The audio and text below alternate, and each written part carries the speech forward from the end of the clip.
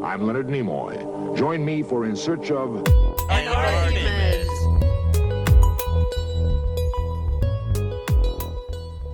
Hello and welcome. This is In Search of an Argument. I'm Jim Gentili.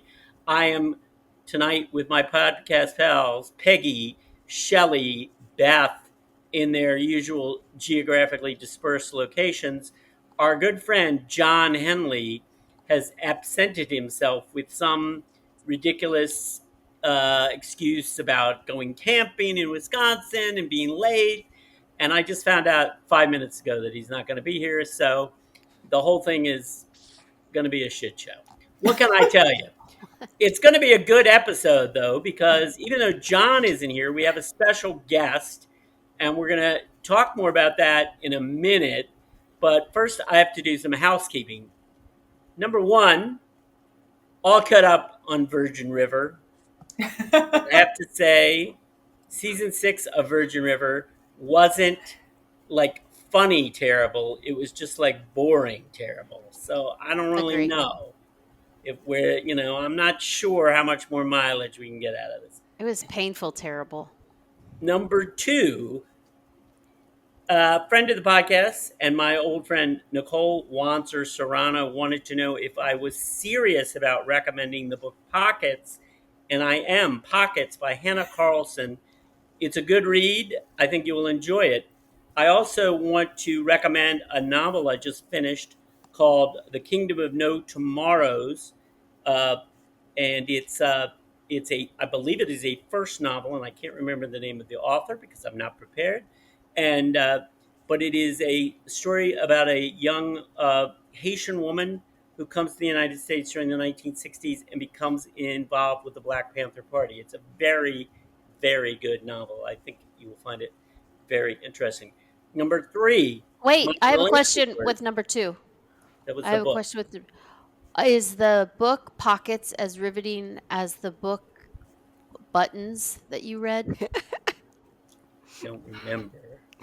Did I really read Okay, so there's the answer. There's the Did I answer. really read a book named Buttons, or are you making that up? No, I thought you read a book about buttons. I don't think so. I'll look that up. I don't think I have read a book named Buttons.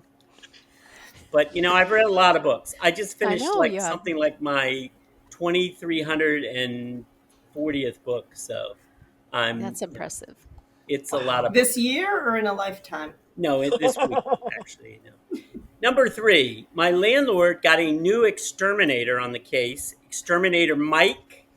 He has been very aggressive about plugging up holes and cracks in the walls where mice can get in. He was back here today for the second visit. There have been no recent mice sightings. There has been no recent new evidence of their presence, so I am cautiously optimistic we may be able to put that story to bed. We'll see. To be continued. And finally, but certainly not least, approximately 10 days ago, I had the very rare experience of a human visitor, that is to say, someone of my own species, coming to my apartment. And that person was the one and only Beth Shannon. So Beth, Indeed. Briefly tell our legion of listeners how you happen to be in New York, how you happen to come visit me in my apartment, and in your usual harsh honesty, without sparing my feelings at all, please tell us how you assess the hovel I call home. So I was in New York to see Sunset Boulevard. It was fantastic. My sister and I had seen it originally back in the 90s when Glenn Close was the lead. Loved the new staging of it. Just absolutely spectacular. Because it was 2 days after the Tony Awards, we did not see Nicole in the lead, but the understudy was phenomenal. And just, you could tell, like the first 5 minutes, everyone's like, wait a minute, that's not Nicole. And then she just stole all our hearts. She just was incredible. So that was absolutely amazing. We went to Tavern on the Green for dinner. This was all to celebrate my 60th birthday with my sister. I'm Shearswinger. I'm not exactly sure how you say her last name. So that was spectacular. So I said to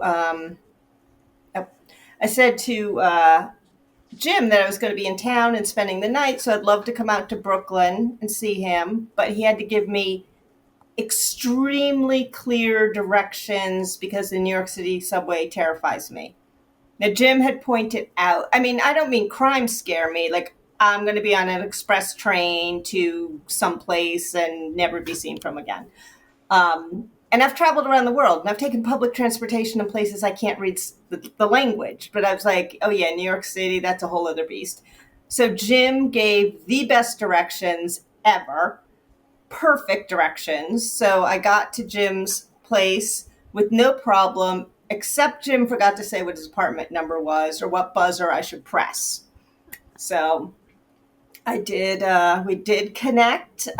He's got a lovely top floor apartment that's got windows on both ends, so he's got lots of light, high ceilings, nice wood floors. I did give him a few decorating tips.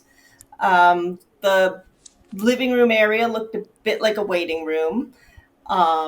He has made some changes. I have a few more suggestions to offer, but I didn't want to overwhelm him with my total redo hat on when I was there. And then we went to a lovely restaurant and had a early lunch.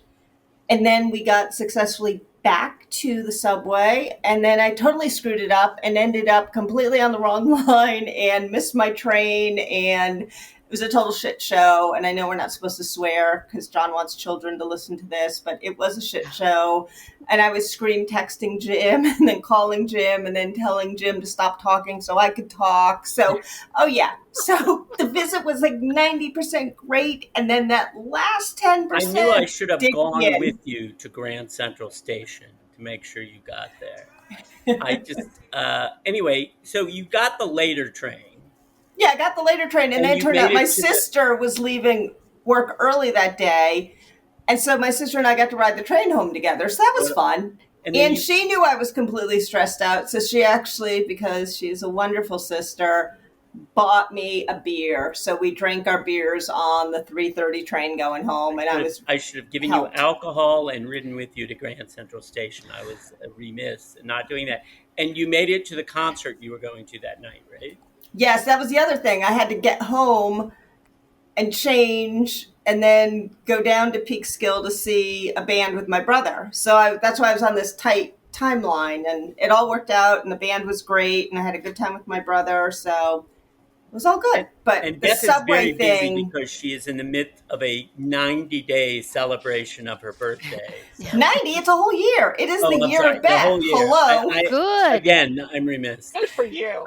And Peggy, I might be in Michigan in August, so I'll shoot you the dates once we figure that out. Fabulous. What are you doing in Michigan? So I have girlfriends that I went to college with, and we travel sporadically. And so one of them started the thread, hey, I can only take this week off because of my insane boss. Do you guys want to do something? And Mackinac Island, am I saying that right? Oh. Mackinac has always been on our list, so we're investigating that, and we might end up there. Oh, Peggy says no. Don't do it in August. It's all tourist. Yeah, it's going to be super busy. They are tourists. You really are maybe tourists. Maybe it'll be fine. Yeah. Okay. Yeah, that's the height of the season. Yeah. On that note, on the height of the season, I now turn this episode over to Miss Peggy Bennett, Peggy Bennett, the grandest of the Grand Rapidians, who will introduce tonight's mystery guest. Yes. Okay. Thank you, Jim. So I'd like to welcome Nikki Brake-Sillá back to the podcast. Woo! Nikki is Nikki's been on the podcast before, but I know we have like one new listener to take our total up to 2. So for that person, let me tell you a little bit about Nikki. She's a playwright and she's a filmmaker. She is the founder of, I think you probably call it Dramatists at War. Is that how you say it? Or Dramatists? Yes. Dramatists at War. And an inaugural member of the Jouska. Playworks. Jouska. Nikki has loads of work. She's got full-length plays and include Trouble of the World, Dear Anne, In Defense of Ourselves, and GTFOH, which we're going to have to hear what that stands for. All of which have received recognition and awards at various residencies, festivals, and theaters. She has a full-length narrative called A Weathering, which was a semifinalist at a Middlebury Script Lab and a second round selection at the Sundance Narrative Lab. She's done a pilot for TV called L&D, which was also a finalist at various competitions. She's got some film credits, including Fast Times at West Philly High. That sounds fun. Run, Granny, Run. Unfever and No Dinosaurs in Heaven. So she served in various roles for those things, for those productions. She's been a producer, editor, and other things that she can tell us about. She's received funding from all sorts of sources, including the Sachs Foundation, Rec Philly, the Puffin Foundation, Jody Falco and Jeffrey Steinman, the Lark, the Leeway Foundation, the Regional Center for Women Artists, and the Princess Grace Foundation. Nikki received a BA from the University of Pennsylvania and her MFA from City College of New York. She's a proud member of the Dramatists Guild and Directors Gathering. I will say that I just grabbed a few of Nikki's accomplishments from her bio and her resume. There are many, many more accolades. Too many to mention in this brief intro. You should look her up to see her impressive list of work and awards. I also think it's noteworthy to mention that she manages to be so prolific while at the same time working a full-time job, being a single mom to two young daughters who are very busy and very interesting and keep her hopping, sending me all of her word game scores every single day faithfully and routinely kicking my butt on online Scrabble. I don't know how she does it. I'm just tired thinking about it. So She's a lot has smarter happened. than you are, Peg. Let's face it. No shit. Okay. A lot has happened in Nikki's personal and professional life since she was last a guest on the podcast. So I'm excited, and I think we're all excited to get caught up on all that. And we're especially excited to hear about her latest play called Rewombed. Nikki, welcome back, wench. Yay! I have to Nikki. remember that we're trying to keep this PG because y'all all know I have Swear a quite lot. the potty mouth. Yeah, we get a fine So, or something. No, Oh. we don't get a fine. Oh, It's just John thinking John somehow. just doesn't Then like it. why? Yeah. John No. doesn't think we're classy when we swear and I drop No, I think he F-bombs. thinks that somehow we're going to lose audience, but I think oh that my God. the 22 people that listen to us know that he swears. I don't Oh, they think know I have a potty mouth, that's for sure. We my might get friends. more listeners if we were our There true we go. selves. Exactly. Nikki, I know that you have a lot going on, so you probably don't listen to the podcast, but we found out recently that not only does Peggy not listen to the podcast, but neither does Beth listen to the podcast. Why would I listen? I was on it. exactly. In fact, Beth She's in the movie. gladly admits she's never told any of... Beth has 10 million friends. I mean, literally, she is friends with everyone she's ever met in her entire life. And she's never told anyone of them that she does a podcast. All right, so Jim, I'm so glad you said this because, well, first of all, I just lied to all the people I was at dinner and said I had a Zoom call with friends from around the country. Because I was That's no not. lie, and that's what I You said find it too. embarrassing to say that you're Yes, doing a podcast? I don't want them to know about it. Okay, but Are you then going to say shit about them? Is that why you don't want them to know no, about I it? just don't want She's it. So then- embarrassed of this podcast. Yeah, I feel like they're ashamed of us, Shelley. So, but here, back to Nikki, who is our special guest. So when I was Yeah. looking at your Yes. resume and your bio, I see that you list 2 podcasts. And I'm assuming that means those are podcasts that you've been on, and ours is not there. And you have been on this. Oh, so Nikki's in She's the ashamed of us Peggy too. What can club. I say? I think you've been on twice. Is this your third time I think being this on might be a fourth time, maybe third or fourth time. So She's been on it at least twice. Third time. you Third better time. update that. You are correct. Those podcasts were theater-specific podcasts Okay. with other folks. Like one was for the dramatist, like the Dramatist Guild magazine, and then the other one was about like theater moms, like how do you do it all? And I'm like, I don't freaking do it all. I'm tired all the time. Are they as much fun as our podcast?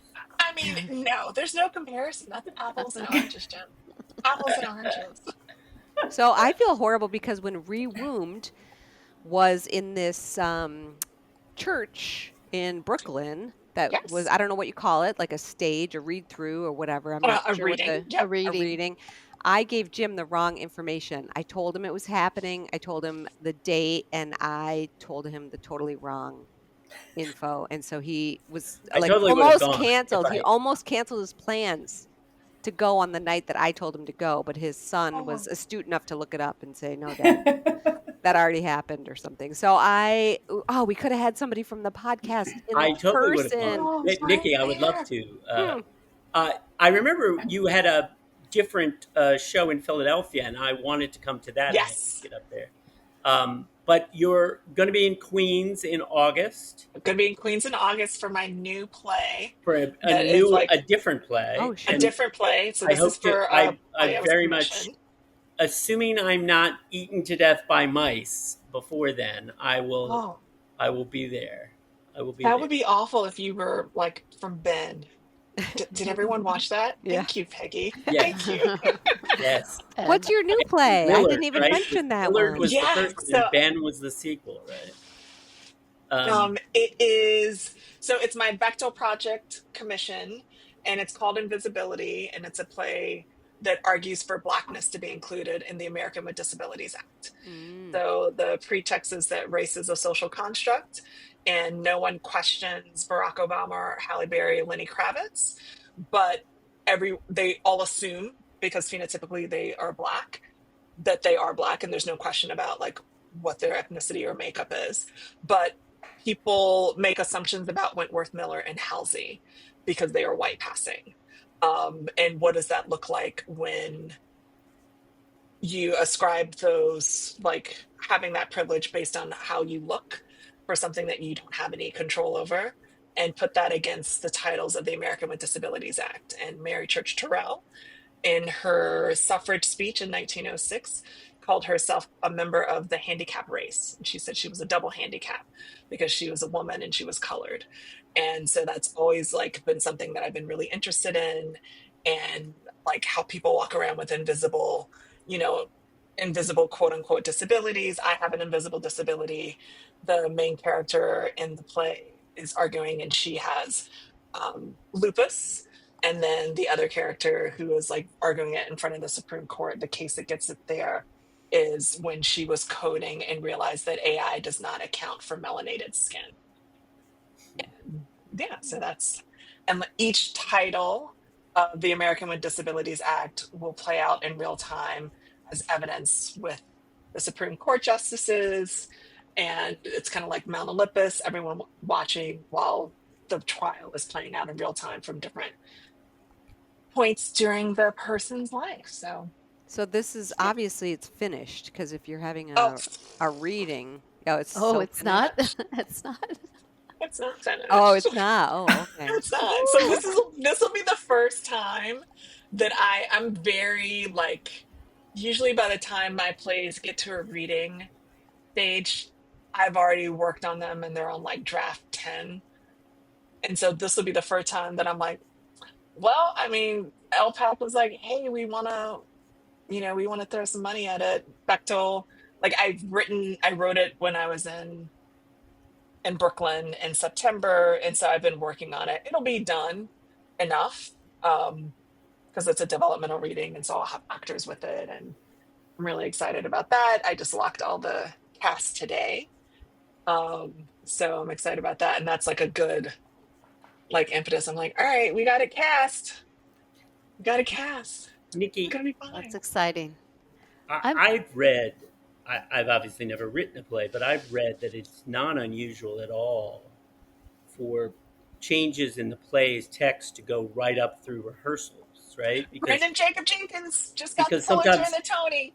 He was shuffling out pages at Steppenwolf, like in the run. So yeah.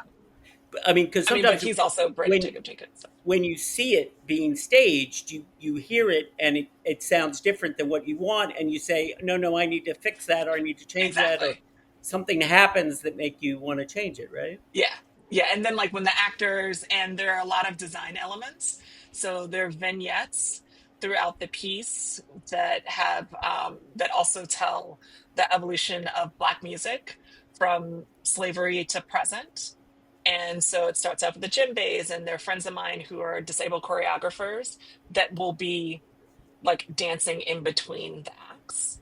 And so they'll be telling a story that also talks about like what is considered what is considered a body on stage dancing, and what does that look like when you only have one particular body that you're used to seeing, and you have like disabled bodies on the stage with able bodies, and everyone's beautiful because they're dancing and working in what is comfortable for their form. Nikki, Since you mentioned how do you music, decide if what you wrote when the actor is reading it or performing it, that it's what you wrote doesn't quite land the way you thought it would versus how they're presenting it? How do you? Sometimes so I always write so that the actor sounds the best and they possibly can. And if they're flubbing through something that I wrote where it sounds like there are too many words in their mouth, I'm like, oh yeah, no, that's that's not right. So how can I like cut it down so that it sounds like the most comfortable and natural for them? So are you Or, taking notes? Like, were you no, in I the literally have theater? my script. Hmm. So were you at the church when that read through happened? So Yes, you yes. So watched I was it, in and so then are rehearsal you like, beforehand. okay, writing on your script about like, okay, maybe change this or I do it during rehearsals, but during the final reading, I usually don't work on it again for a few months. So I talk to my director, and I talk to the actors, and friends of mine, and like folks who went and saw the play. There was like a talk back afterwards that like folks had mentioned some things, and I was like, oh yeah, like I'm glad that that's hitting and that that's tracking. And then I just usually try to take some distance from it so that I'm not so that it's fresher. But I'm going to change like the beginning, and like I've added like one song and made it a little shorter. And there's a couple of scenes that I'm like, oh, okay, this is what I felt was missing.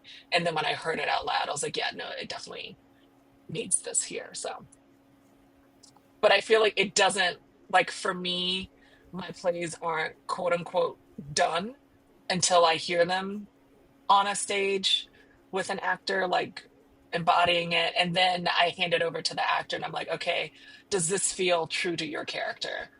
um and if they're like, yeah, but like I think that they would do this, like there's one point in particular in Rewombed that was a very interesting discussion between the actors and myself, like trying to figure out like what he was like, my character would never do this.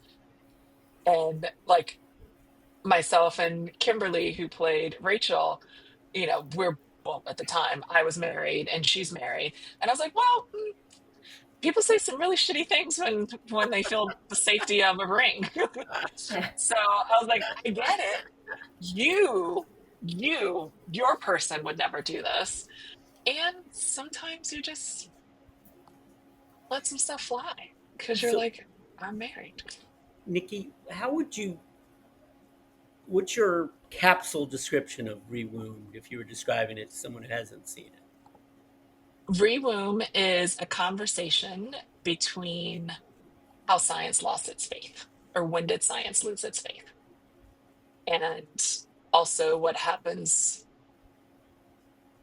when you use God as a reason to make a choice that could necessarily be to your detriment. And like, what is that? Like, is it really because that you're just that faithful? Or is it your hubris? Or is it because you want it that badly? Like, I don't know. But these are like questions that I feel very conflicted about this trial. And I've always felt conflicted about it. And when I heard about it, I was like, ooh. But, I have 2 kids. So it's really easy for me. So I was going to I'm like, ask, is that what was your motivation for this? Because I know you and I know you have 2 kids and you didn't struggle to have those kids. yeah, yeah. Like, where did you get this desire to write about this topic? And Because when I first read about it, I had a lot of judgment. And I was like, that's not fair to have this judgment, because I had one miscarriage and then I had 2 kids. And so like I didn't, and I had my first kid at 37 and my second one right before I turned 41. So who am I to say that, someone shouldn't try if they're given this opportunity, especially with like all the things that are coming out about adoption, et cetera, et cetera. And then I watched the documentary and, the first live birth from Penn, to see the look on her face when she held her child for the first time, I was like, who am I to say that you can or cannot do something? Like, that's your choice. It's your body. And it's a really interesting conversation about my body, my choice, when your choice could kill you. And what does that mean when it's the woman who has autonomy over what she wants and what she desires without any regard for anyone else around her? Because the husband and the partner, they're just along for the ride, because you don't know what you're getting into until you're in it. And that's also really juicy and fascinating to me. Like, at what point do you say your love isn't enough to watch the person you love potentially kill themselves? So Or how maybe. is that different than, it's a little more involved, but how is that different than when people have ART or in vitro or in situ? I mean, those are loading them with hormones, and for whatever reason they couldn't have kids naturally, or they want kids when they're 50. Like, like how do you see that different with this trial versus that, or maybe you see them the same? I do see it differently because those trials won't say that if you're on the hormone rejection or the organ rejection drugs for more than 5 years, you're going to get cancer. Like, all the warnings for this one. This one is also, if you, like, the amount of stress that you put your body through waiting for a womb, and then you get a womb from either a deceased donor or from a live donor, and then they wrap you in bubble wrap and you can't do anything because you don't want to reject the womb. And so then you have to wait, you wait till you have your period, and then you wait for implantation, and you hope that it takes. And then if it's not a viable pregnancy, then, you have to have a DNC or whatever, and then you get one more shot. Mhm. And so you could potentially put your body through all this immense amount of stress, physical stress, mental stress, like pumping yourself full of like, all these anti-rejection meds. And then at the end of it, still not have a pregnancy at the end of it. But now you are past the window because two failed pregnancies and they have to take the organ. Yeah. So then you're going back in, and just the psychological like ramifications of that you've spent like upwards of 7 years for something, and then at the end of 7 years you don't have anything to show for it. I feel that it's unfair to expect someone who is so desperate to have a child and carry a child to understand what that would do to them.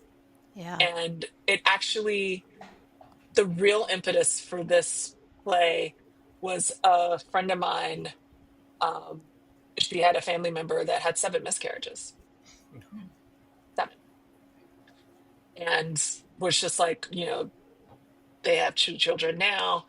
But I remember, and it was like, the moment they could get pregnant again, they went in again. And so it's like a 6 month to a 1 year window.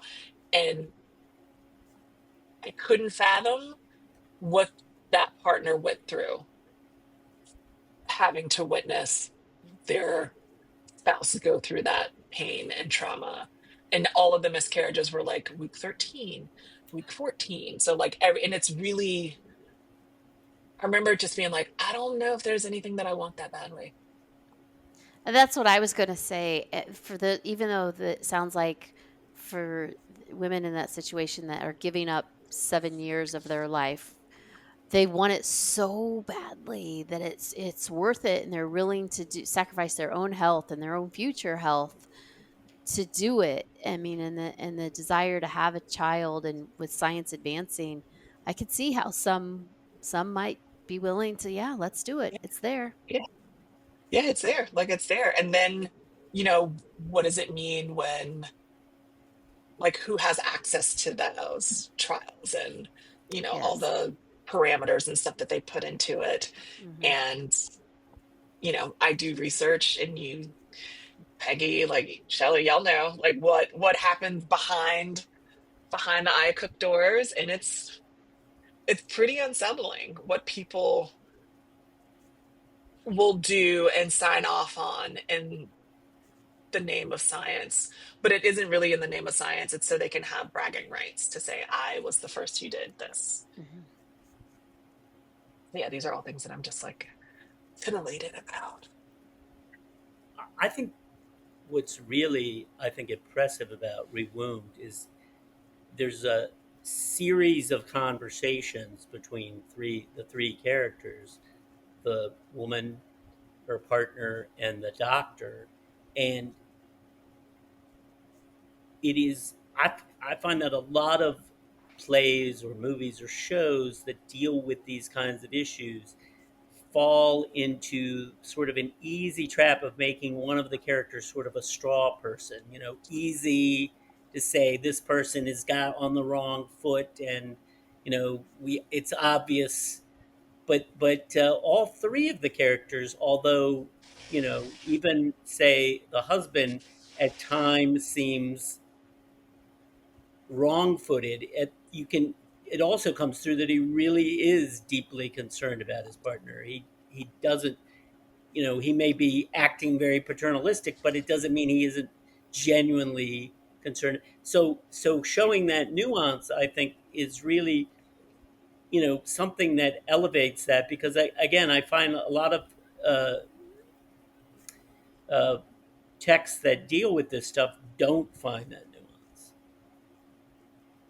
Yeah, and it's really important to me that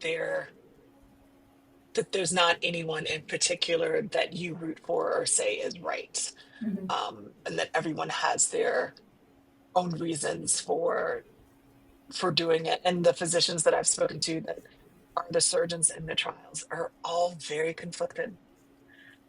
They're like, just Interesting. because you can do it doesn't mean you should, Mhm.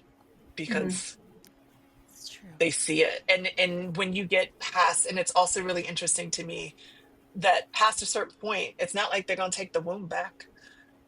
They're not like, oh, okay, wait, you now have OCD. You now are severely depressed. You now have all of these things that, we tried to screen you for before we did anything to you. So of course you're going to be fine. But now we're going to poke and prod you and tell you that, every sneeze could kill you. Anything could run the risk of you rejecting this womb. And like, good luck. Don't miss your appointments and be on call. And so just like the stress of like fight or flight, of course it's going to change how you feel.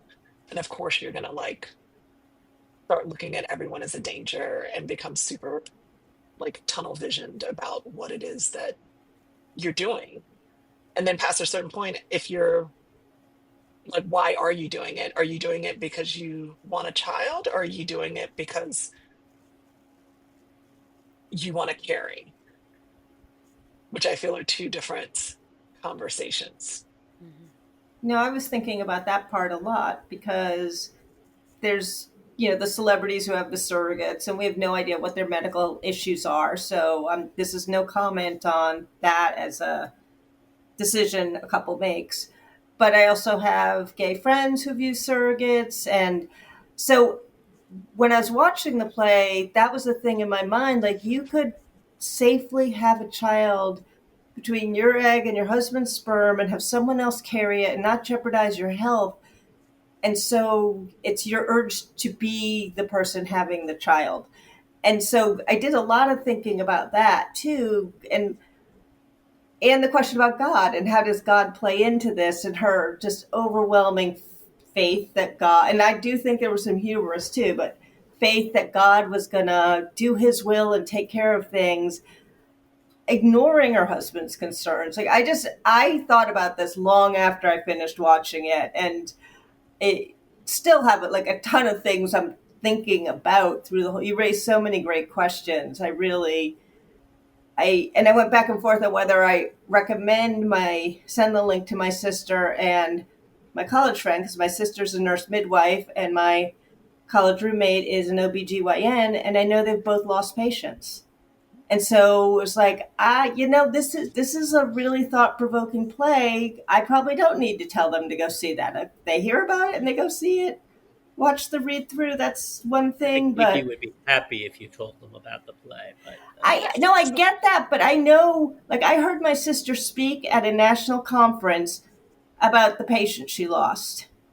And it ripped my heart out sitting in the conference, her saying, here's literally the postmortem we did, and nothing would have changed the outcome. It's one of those things, but why in the world would I open that wound for my sister? Mm-hmm. And it's really like surrogacies are expensive. Right. No, and that when you said the trial is free, that's why we're here. Yeah. Right, Like right.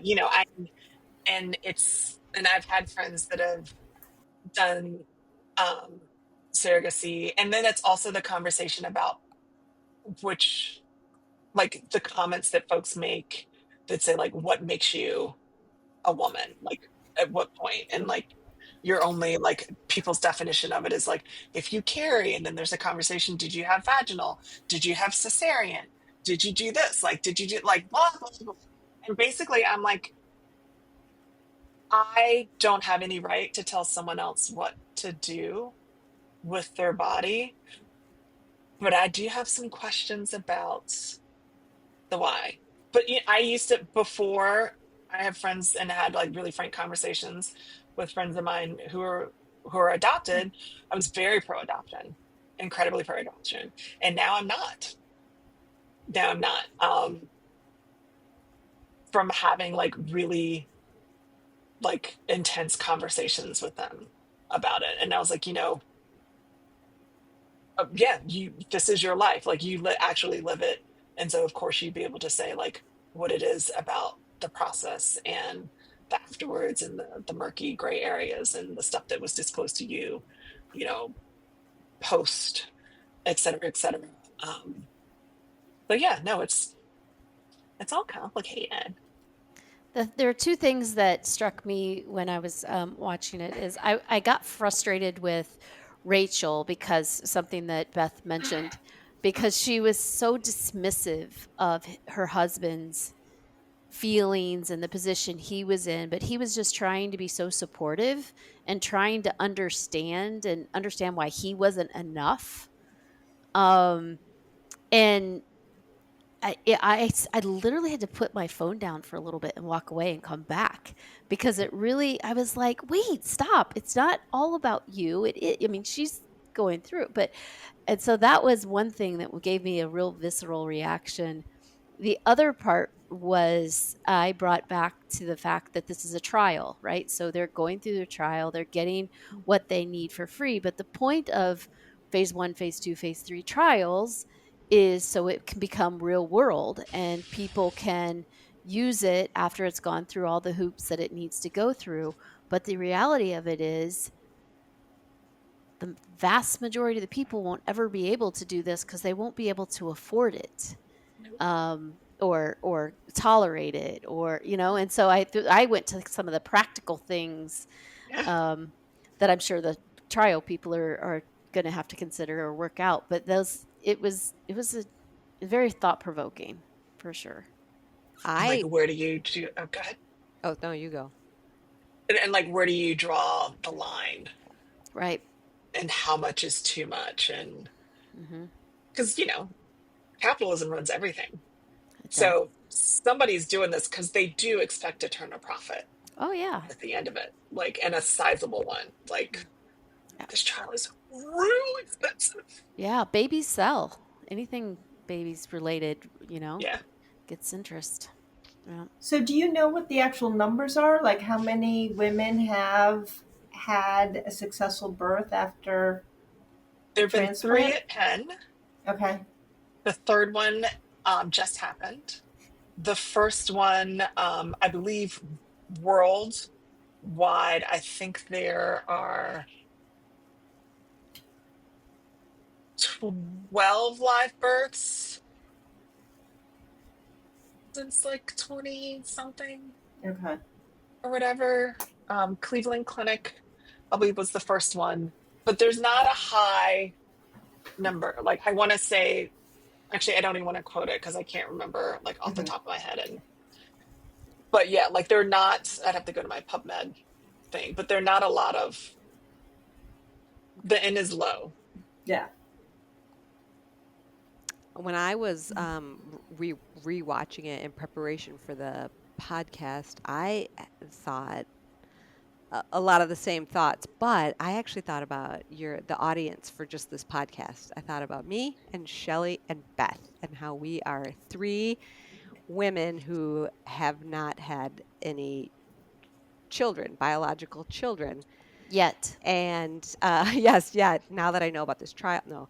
Um, I was that whole thing that you said in the beginning about judging people, about making choices about like I don't want to die to have a kid. That's not worth it, or all that trauma, but you just don't know how people's emotions and feelings are Yeah. around that, and it's such a powerful topic, and just not for me. Maybe I was disappointed that I didn't have kids, but not enough that I was gonna do something this drastic to make that happen. And so it's hard to relate to that. But we all know people. I mean, I certainly know people who've done IVF, and it was like the end all be all to have Yeah. kids. So I don't know. That was just one aspect that I was thinking about while I was watching it. I don't know if Shelley And or it's, Beth had those thoughts at all. Oh, I totally thought about that. I was like, okay, how interesting is this that we have the three of us on here and none of us have had children? And we did a podcast about that. I mean, about just I, other stuff too, but also just being the three of us, how we got to where we are and don't have kids. So for me, it was really interesting to see. And I've had friends who have been made some decisions that I wouldn't have made in order to have children. Um, and so even then I was sort of like, wow, I've never wanted that much to make that decision. So it was fascinating through that lens too, watching the reading. Yeah, that resonated with me. There isn't anything. This is gonna sound terrible. Anything on the kids spectrum that I would want to do. Babysit. I'll babysit. But anything that in terms of that's going to put my health or my life in jeopardy to that extent, I don't want them that badly. Like if something happened and I needed to suddenly adopt my niece and nephew, certainly I would do that. But like the level of commitment and desire that Rachel had was just not, it's not in me. It never has been. I actually thought that the episode where the three of you guys talked about that was one of our absolutely best episodes. And if I recall correctly, I think John skipped that one too. So maybe he's just So afraid this is going to be right up there with that one. right. So Um, yeah. yeah.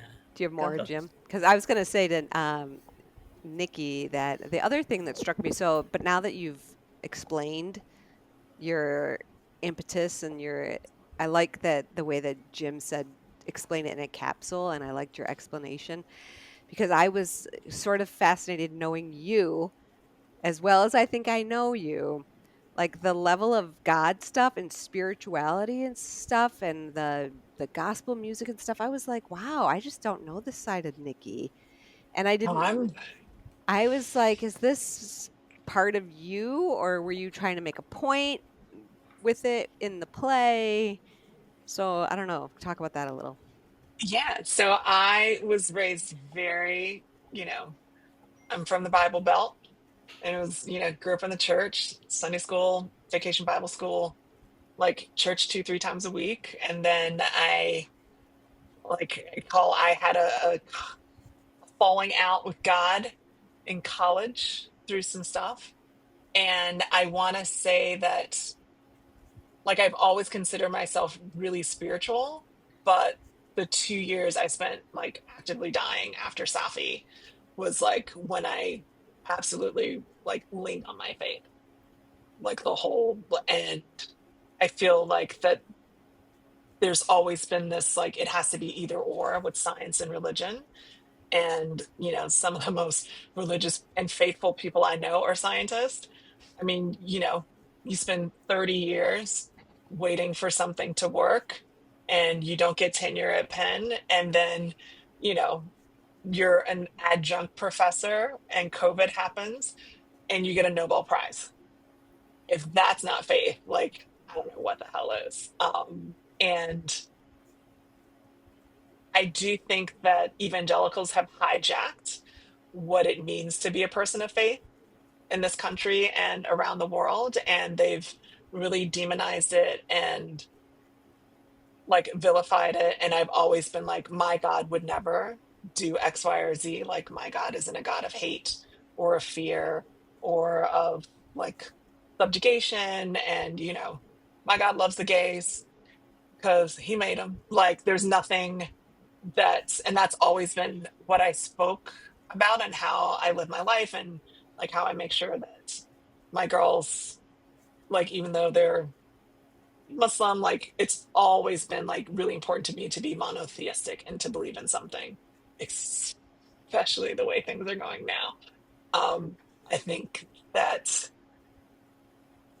for me to not have that, it would be really sad to not. And then to meet um Reverend Katrina, like, I'm absolutely blown away by her. Like, I've never met anyone like her before, and she really instilled in me like a faith in folks who wear the cloth in the church. Because also growing up in the South, the reverends and the pastors are rock stars.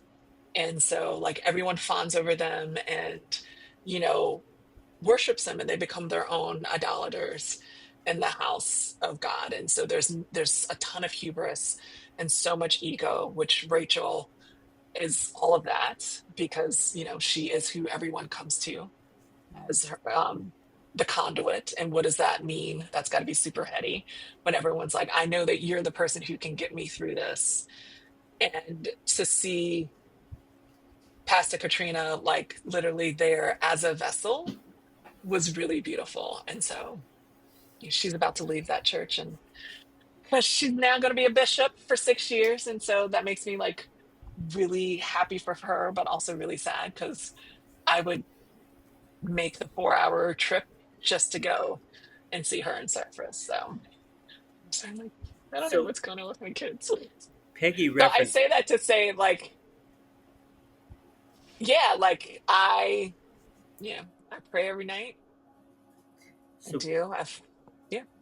Peggy referenced the music, and I wanted to say that the second time I watched it, uh, first of all, the music is really good, and it's interspersed throughout the play, of course. But and this may be dumb, but this is my thought that I had the second time through, which is that is there a way, or at least it seemed to me, that those sections almost operated analogous to a Greek chorus, Absolutely. Okay, so that isn't dumb. I did get No. because I didn't get that the first time, but the second time, that's what I was like. This is like the Greek chorus, right? It's obviously not the same content, but it's the same function, and I think it works very well. Yeah. All right, I quit now. I said something smart. So I quit. That's fantastic. I have a question that has nothing to do with the play. All right. I've got an answer. How did Awesome. Nikki and Peggy first meet and become friends? I had that question too. Thank you, Jim. Peggy Bennett. Would you like to say it? Well, I don't know if we have the same memory. Well, Origin that's interesting. story? I'd like to hear both versions because I think that's also part of the interest in answering the question. Okay, I'll start. So I went to the University of Pennsylvania in a unique experience for me, anyway. Nikki was already there. She was working in the flow lab, and one of our friends who came with me, I came from the University of Chicago. A group of us all went at the same time. We, for whatever reason, it's too long of a story. Anyway, I met Nikki because of Gwen, and Gwen was doing work with you in the flow lab. Flow core. Yep. Is that right? Yep. And then it was such an odd, I've never worked anywhere like this, but every Friday night our work provided free happy hour. They would buy a case of beer. You had to listen to a lecture, but they'd have a case of beer at least, and pizzas from 5 to 6. And so we all did that and drank beer and listened to the lecture.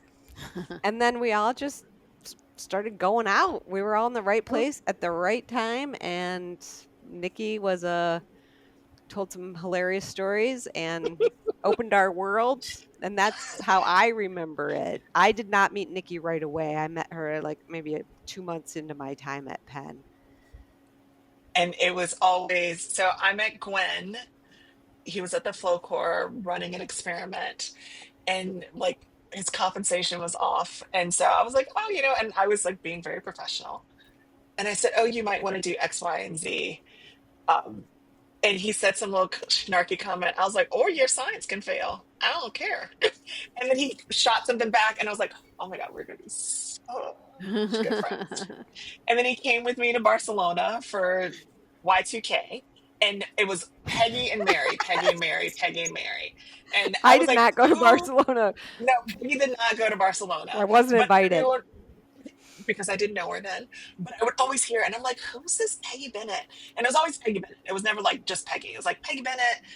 And we would have some times. It was Thursday and Friday because we'd end up at some gay bar.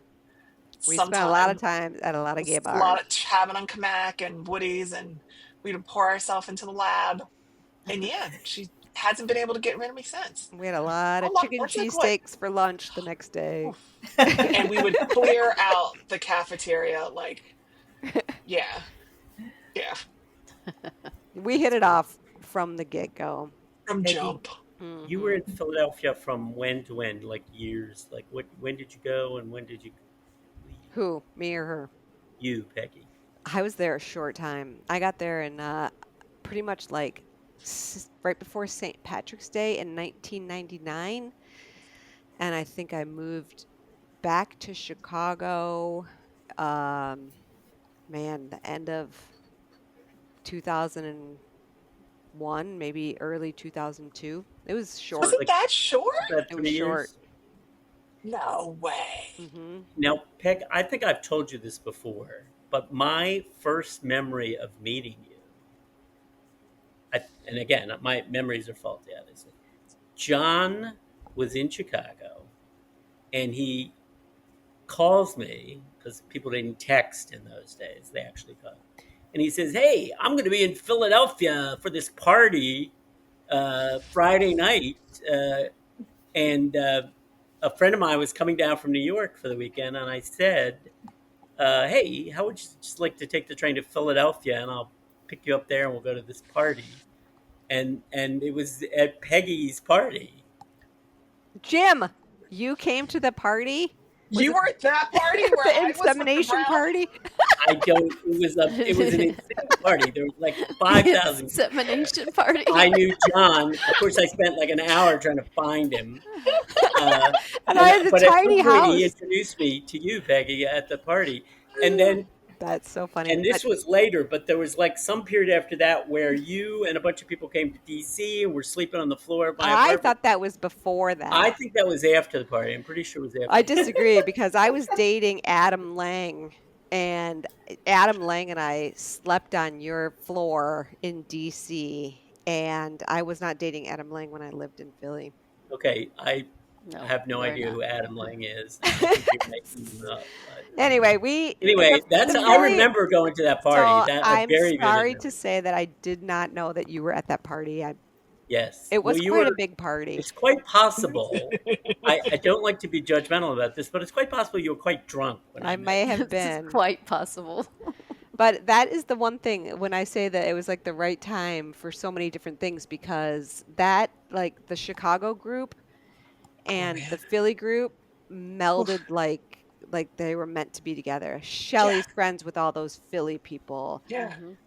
John Heinz, Tom, everybody would come to Philly and vice versa. The Philly people would go to Chicago. So it became Yep. quite this nice large group between these two cities. And to New York when Fender moved to for the Christmas parties. And So, and it's resulted in, we don't see each other like we once did, but still long lasting relationships.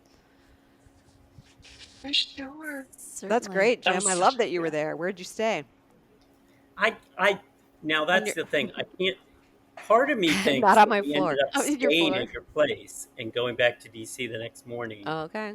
Maybe. Probably because that would have been the smart thing to do. But part of me thinks, no, we probably left at 3:00 in the morning and drove to DC. I'm not sure what we did. Was it nice out? Because there was a party where everybody was outside because it got so big that. That sort of, because I mean, I remember. But Jim didn't go outside because he doesn't like Yeah, he going doesn't. outside. Yes, there was no sun. No. But I do remember, and I'm again, memories of all. I remember it was like insane. There were so many people there. There was like, a lot of we people. were like, we're never gonna find John. This is like crazy. In my tiny house. This was the turkey baster party. Don't you That think, was a Nikki? good party. Mhm. That was a good party. That was a really great party. Well, I'm But glad those I are made really- it to the party. Those are great party invitations too. Spent some Back in the time day on when we them. used to make party invitations and we put a turkey baster up there. Yeah. Was there seminal fluid? Did we do that? Yeah. Dripping Yeah, off the end yeah. of the turkey baster. God. Oh, So Nikki, man. you were at that party as well, obviously. I was at that I party. don't yes. remember meeting you. Maybe I did, but I don't I was remember. well. I mean, I was also quite inebriated. I would say that was the default position for most of the It was attendees. a requirement Now, when you walked in. as some of you know, I'm not much of a drinker myself, so often people are more inebriated than I am. But in that particular case, it seemed like everyone was having a very good time. We had a good time. That's when I met Loring and Fender.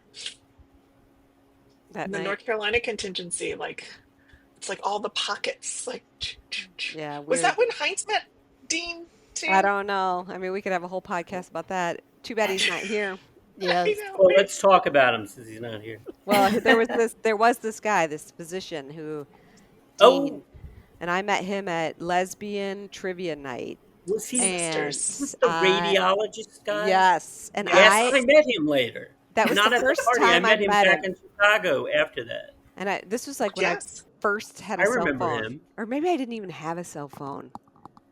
But I went outside. I was at this lesbian bar, and I had just had my little chit chat with Dean, and I called John, and I said, I got somebody for you to meet. And I was like, you two are gonna. I remember. He's in a pod. That might have been the first time John actually introduced me to somebody that he was seeing. As Yeah, opposed they to liked just- each other. It's good he's not here. He denied. Sometimes all. I would He go to would. Chicago to visit John, and he would disappear, and I would be there like for the weekend, and I would get a message from him like Friday night. Well, I'm involved in something, And then it was Sunday, just before I left, he would show up. Or something. Yeah. And you still like him. Yeah. Man, Yes. he's pissed so many people off with that Lots kind of of behavior. stories. But Yeah. then he just charms his way out of it. John. It's just, Charisma. he'll be, his usual charming self. And everybody forgives him. I forgive him. I mean, whatever. He was having fun. Yeah. He was young and wild and free. Okay, so back to Nikki and your new play, which is called what again? Invisibility. And when is it that Jim wants to go? August 15th. 15. I'm going to go to my website. If we go to upcoming, I will put it in the chat And with all of that. I will make Oh, a good. promise Thank you. with John that he will put a link to your website in say. the show notes. Oh, perfect. There we go. Yeah. I update it often. Well, I mean, whenever I Because get something. It's a law. If you have a website, you have to update it often nowadays. I do. Right. It's like the only. And that's the perfect segue to wrap up this wonderful discussion It is. for this evening. I have to say, we have done an hour, and it seems like it's flown by. Wow, it went Yeah. so fast. I mean, And we could thank do you, Nikki. easily another hour. Thank I feel you. like Yes. we're not- You have been a I'm really fantastic proud of my guest. kids have been. Yeah. We want to pay Thanks. attention to your time. And thank you for all of your artistic talents. And I think I'm going to speak for all of us, we look forward to more podcasts, more discussions about your wonderful work and your creativity. We also want to thank all of our tens of listeners who join us every 3 months when we do post something. And for Ted Henley for the music. And at the beginning of the episode and at the end of the episode, I think is when it is, when we play it. I have to go back and listen to our podcast now, right? There's some music somewhere. Yeah, there's somewhere music. Thanks, Ted. But we also just, really want to thank all of our listeners. We welcome any feedback. You can always check us out at www.insearchofanargument.com. Leave comments. We do listen to them. We do pay attention to that. And so thank you, everyone. Until next time. Thanks again, Nikki. Thanks. Thank you. Are you going Bye. to stop recording? Yes. Yeah. Okay, Now perfect. don't hang.